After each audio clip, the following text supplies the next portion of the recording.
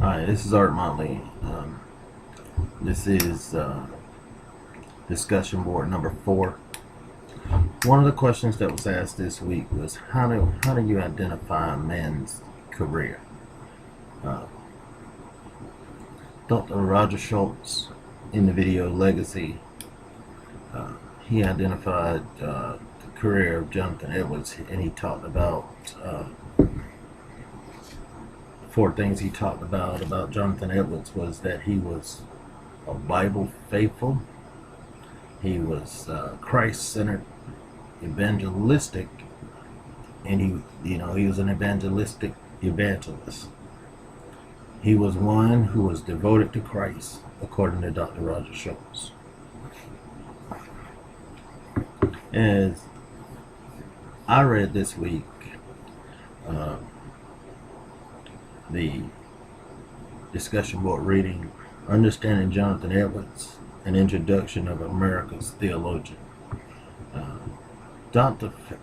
Fabian and Lee talked about what it was, the heart of Jonathan Edwards.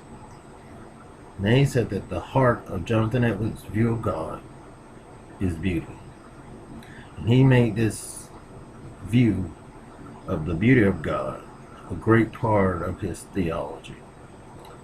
This goes against what most people would consider about Jonathan Edwards, as they primarily relate him to his sermon, which is probably the most recognizable sermon in America, Sinners in the Hand of an Angry God. Most people see him as a hellfire and brimstone preacher, and they don't really see him as anything much more than that. But truth, as we have studied, Edwards' true revelation of God is one of beauty and joy.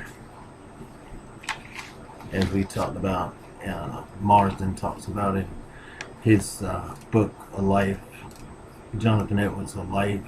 He talks about when Edward was younger and how he was out in the field. He was just admiring nature and the beauty. But Edwards' view was one that served both liberal and conservatives alike. The conservatives loved Jonathan Edwards. Edwards' God in truth is true. And in his truth, he shows us the definitive meaning of life according to McDermott. Edwards accepted the fact that the writers of the Bible were mere humans, and that they were as affected by their social and political events as any one of us would be. But he also believed that God spoke through their words. Marsden goes on to say that even though the religious front seemed dark during this period, Edwards saw hope in the revitalization of the church, and he featured this hope in his work, in his writings of the work of redemption in his sermons. When we look at that, one of the scriptures that Dr. Schultz talked about during the week was Ephesians 1:3 through 14. I read that, and it basically talks about redemption. And it talks about a time when Jesus will take over the reign, and the Jew and the Gentile both will be considered as one, and that at that point there will be no more separation. All the gifts that when we accept God, that the Jews have received, then the Gentiles will have also received, and there will be oneness. That's my view on Jonathan Edwards and his legacy.